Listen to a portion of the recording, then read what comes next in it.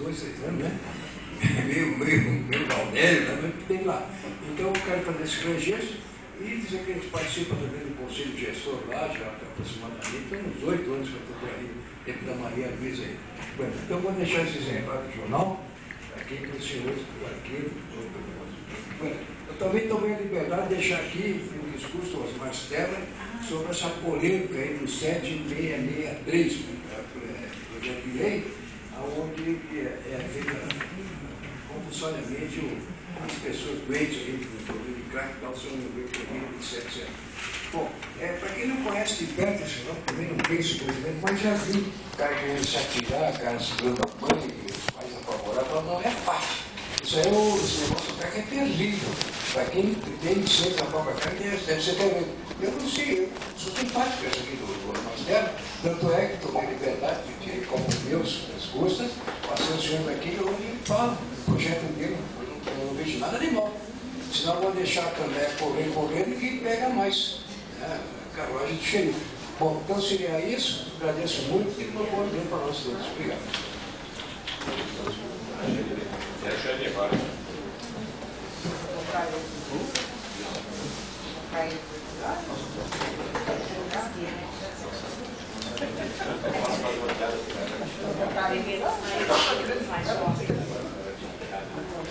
Boa tarde a todos e a todas. Eu estou aqui também como membro da comissão de etnias, né, desse conselho, então está também o Toledo, e colocando assim, a comissão de etnias é composta basicamente, né, por representantes de negros, e a gente tem também uma batalha, né, para que os indígenas possam estar compondo essa comissão. Então eu venho aqui mais fazer um registro de que amanhã é o Dia do Índio, né, no Brasil se comemora e se deveria fazer uma reflexão sobre esse dia. E daí, assim, na comissão de etnias, a gente apresentou esses dias a nova portaria, né, que a gente estende de 20 para 52 municípios com incentivo de cofinanciamento para a saúde indígena, que ela é responsabilidade e atenção básica da Secretaria Especial de Saúde Indígena, ligada ao Ministério, mas, né, a gente, enquanto gestão estadual, entende que temos, sim, corresponsabilidade, e os municípios também, né, até porque é o subsistema e está integrado ao Sistema Único de Saúde. Então, a gente quer fazer esse registro e na última semana de maio, a gente vai ter um evento junto com a Secretaria de Cultura, com o Museu Antropológico, 21, 22 e 23 de maio, que a gente vai estar trazendo a programação em seguida, né, para cá, que vai estar se discutindo educação, saúde e cultura a partir da perspectiva das comunidades indígenas, como as comunidades acham e que deve ser o trabalho do poder público nessas políticas. E depois a gente vai ter o Fórum Estadual dos Povos Indígenas, que é um fórum que de 2 em 2 anos elege os conselheiros no Conselho Estadual dos Povos Indígenas, no CEPI, e que vai estar elegendo também conselheiros para representações institucionais, como o Conselho de Desenvolvimento Social, enfim, outros colegiados que tenham representação indígena. A gente aproveita esse momento para fazer uma entrega simbólica ao Conselho, na figura aqui da presidência, de um filtro dos sonhos, que é um símbolo dos indígenas.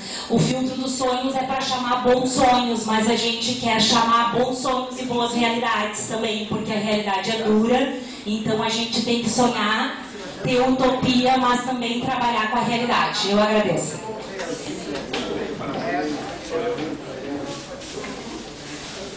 Boa tarde, conselheiras e conselheiros. Eu queria dividir com vocês uma experiência que tive hoje de manhã, quando a Prefeitura, a Secretaria Municipal de Saúde de Porto Alegre chamou todos os prestadores de serviço na Secretaria para discutir uma comissão de acompanhamento dos contratos do Sistema Único de Saúde, que é uma questão que está incluída em todos os contratos que todos os prestadores de serviço assinam com o Sistema Único de Saúde já há algum tempo.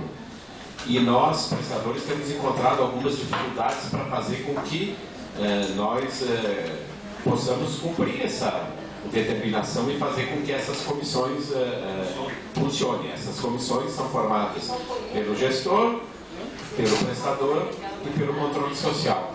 E o que eu queria contar para vocês é que na reunião de hoje pela manhã foi feita claro, um histórico de toda a legislação que se prende a essas questões e inclusive estabelecido um cronograma de reuniões em cada uma das instituições, reuniões trimestrais, para fazer o acompanhamento desses contratos. O meu objetivo de trazer fazer esse relato para os conselheiros é que nós podíamos tentar fazer com que essa iniciativa se reproduzisse nos diversos municípios do interior e que a gente pudesse fazer esses acompanhamentos como a exemplo do que Porto Alegre está fazendo. Acho que é uma experiência boa e que tende a ser uma forma de nós, controle social, nos apropriarmos do que os que trabalham com recursos públicos, no caso nós, os prestadores de serviços, o que fazem e como fazem, né? Que nós, me lembro nos vários anos de atuação aqui no controle social, esse é um dos principais pleitos e reivindicações nossas de saber como são feitos os contratos, como eles são encaminhados, como as metas são cumpridas, o que são metas quantitativas, o que são qualitativas, como elas devem ser avaliadas, etc. Então era isso que eu queria relatar para você. Muito obrigado. Pela ordem, nós temos agora a conselheira Eni, depois o companheiro lá de Canoas e depois o conselheiro Odil.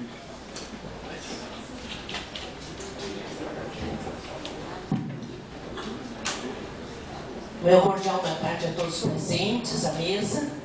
Aqui eu trago uma informação dizendo que na sexta-feira a Pastoral da Saúde esteve reunida na Catedral com as suas lideranças das dioceses, cada vez mais assumindo o compromisso com o controle social e com muito orgulho a gente quer registrar aqui a participação de membros da Comissão da Educação Permanente.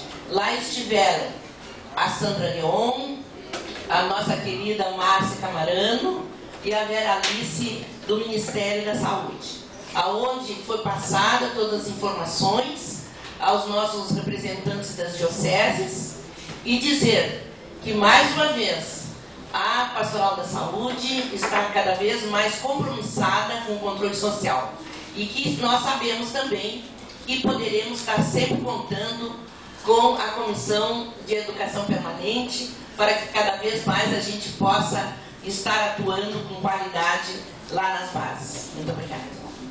Obrigado, conselheira Eni. Isso que o Conselho Estadual de Saúde está fazendo, mesmo, nós fizemos umas 3 vezes na Pastoral de Saúde, foi eu, Cláudio, agora a gente sempre está à disposição de todas as entidades que queiram fazer esse trabalho, levar seus representantes, a nossa contribuição que nós temos no que diz respeito àquilo que a gente defende, né, no Sistema Único de Saúde. Nós estamos à disposição aí de quem quiser que nós ajude, contribua para que as pessoas, nem todo mundo está no mesmo patamar de entendimento, né? Uns estão chegando hoje, outros estão há mais tempo, para que a gente possa contribuir e que a gente tenha mais pessoas aí defendendo o Sistema Único de Saúde. Companheiro de Canoas lá, eu sempre esqueço o nome, desculpe. Toledo, não vou me esquecer mais. Toledo é uma cidade do Paraná, não me esqueço mais.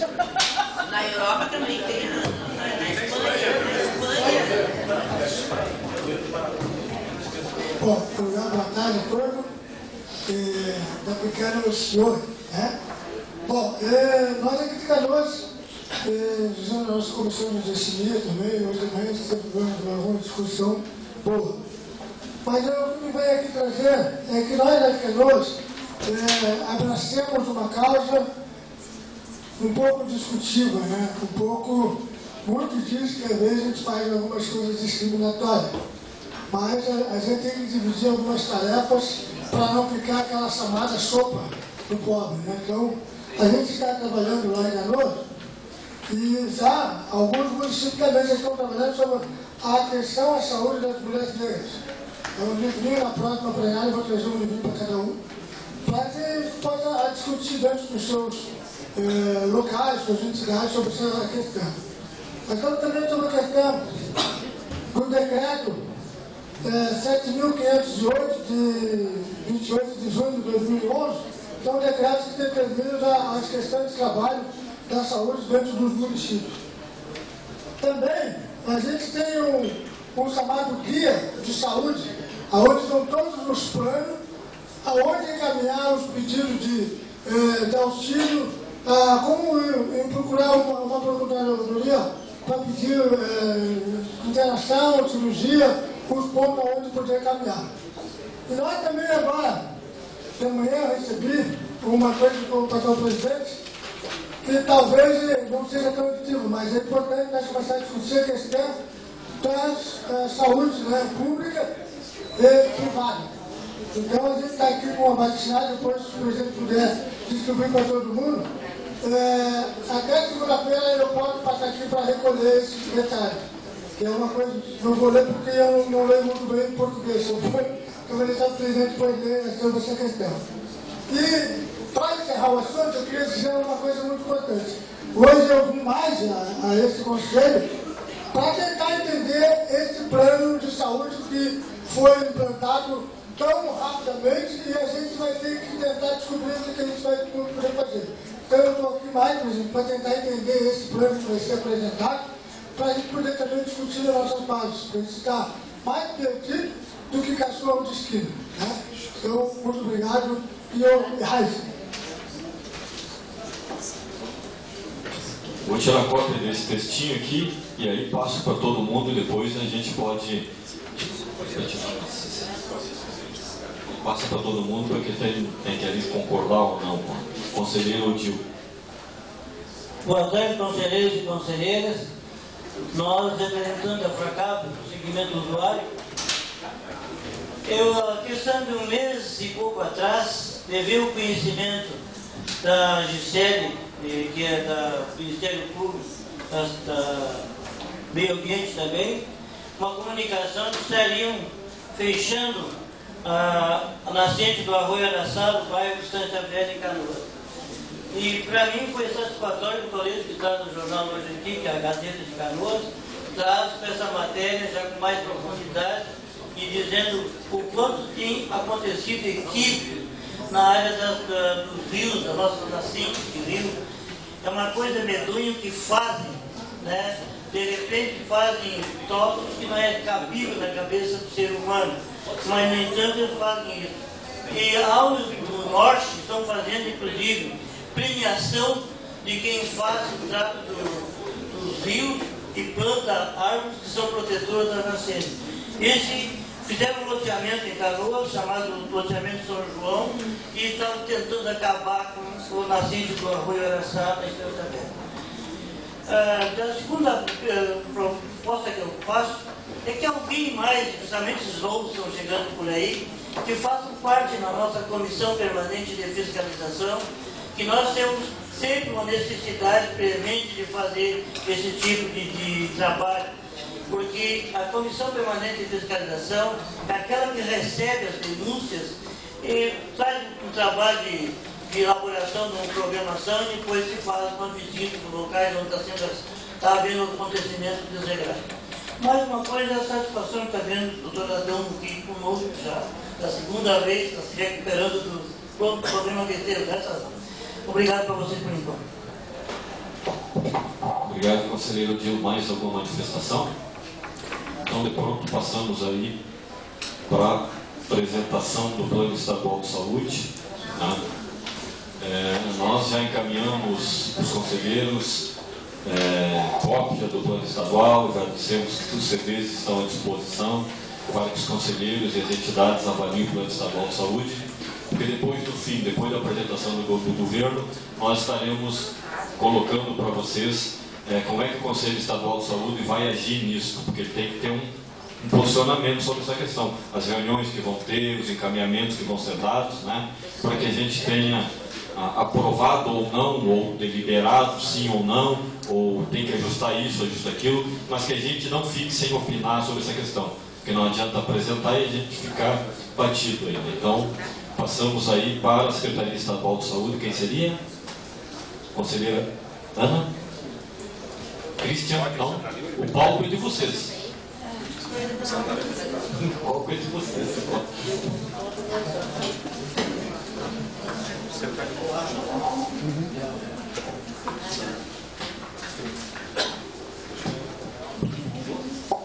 Boa tarde, senhores conselheiros, senhoras conselheiras, demais presentes. Bem, finalmente nós estamos aqui para apresentar o Plano Estadual de Saúde. Nós tivemos algumas dificuldades no sentido de concluir o plano em função de novas exigências que surgiram ao longo do caminho, com a publicação de nova legislação.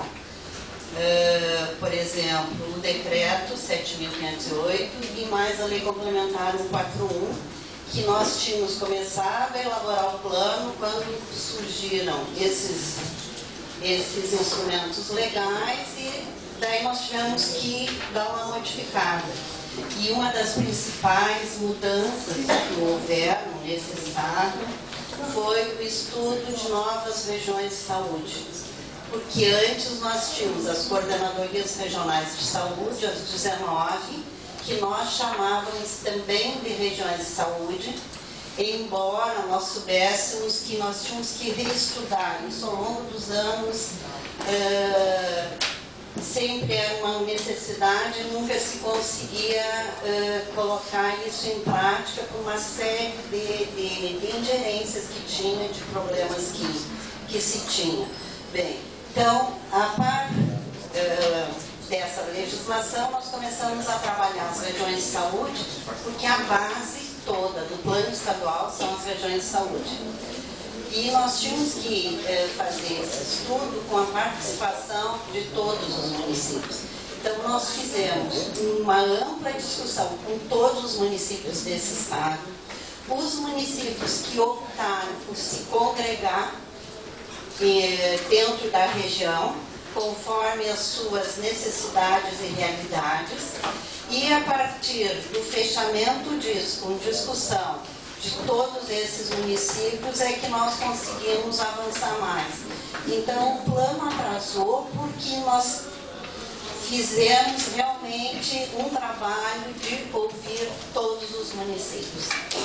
E isso atrasou um ano. Tá? Então, agora o Cristian vai apresentar o plano, o resultado do plano estadual, e depois nós vamos abrir para discussão, certo? E nós queríamos também uma outra, na medida em que os conselheiros puderem avaliar o plano e se chegar a uma conclusão de modificações ou não, ou de aprovação como está, isso é urgente para nós, porque a partir do plano nós temos que elaborar a programação, e a programação é a base para o nosso orçamento. Então, um desencadeia o outro. Então, a nossa urgência na aprovação do plano se dá pelos outros passos que nós temos que fazer dentro desse estado. Tá? Desde já agradeço, Cristian, por tudo contigo.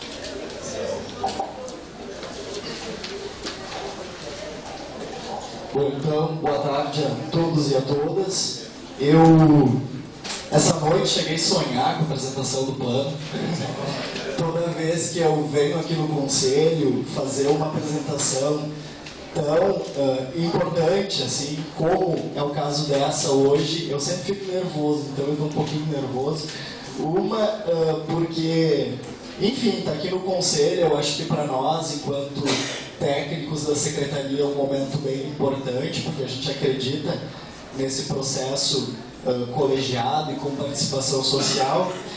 E segundo, porque eu me sinto aqui na responsabilidade de representar um trabalho que foi feito pelo GT Monitoramento e Avaliação, não foi feito por mim sozinho, então eu estou aqui falando também por um grupo que conduziu dentro da Secretaria, dentro da complexidade que é a Secretaria de Estado da Saúde, a discussão, então, do plano estadual, que nasce já lá em 2011, embora o instrumento em si a gente concretize, finalize ele agora, essa discussão ela já vem ao longo pelo menos de 2 anos, conforme a Ana falou, em função de muitas mudanças que nós tivemos na legislação do Sistema Único de Saúde.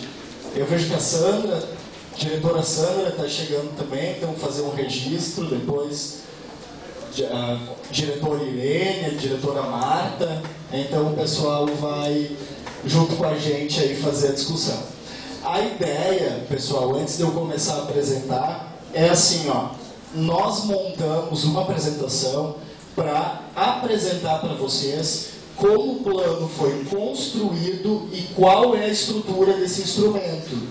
Eu não vou me deter aqui em analisar, em discutir com vocês o conteúdo do plano. Tá? Por quê? Porque se eu fizesse isso, eu correria o risco, por um lado, de deixar muito conteúdo fora, porque é um instrumento bastante grande.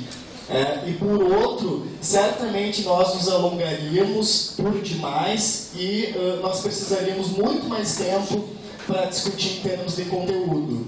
Certo? Então o que eu vou apresentar é muito mais alguns exemplos que foram capturados de dentro do plano e com a finalidade de poder mostrar para vocês como esse instrumento está estruturado e aí a partir daí disparar então a discussão.